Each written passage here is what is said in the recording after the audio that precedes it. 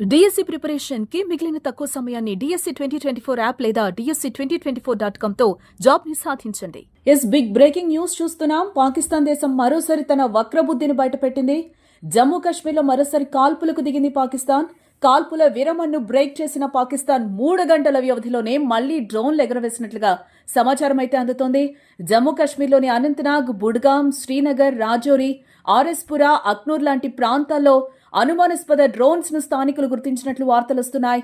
భారీ శబ్దాలతో ఈ డ్రోన్లు పాకిస్తాన్ వైపు నుంచి వచ్చినట్లుగా చెప్తున్నారు. జమ్మూ కాశ్మీర్లోని నియంత్రణ రేఖ వెంబడి దాడులకు పాక్ దిగుతోందని చెప్తున్నారు. మరోసారి కాల్పుల విరమణ ఒప్పందం ఉల్లంఘించి ఫిరంగులతో పాకిస్తాన్ దాడులు చేస్తోందని తెలుస్తోంది. ఈ విషయాన్ని జమ్మూ కాశ్మీర్ ముఖ్యమంత్రి ఒమర్ అబ్దుల్లా కూడా ధృవీకరించారు. కాసేపటి క్రితమే జమ్మూ కాశ్మీర్లో భారీ శబ్దాలు వచ్చాయని ఆయన పేర్కొన్నారు.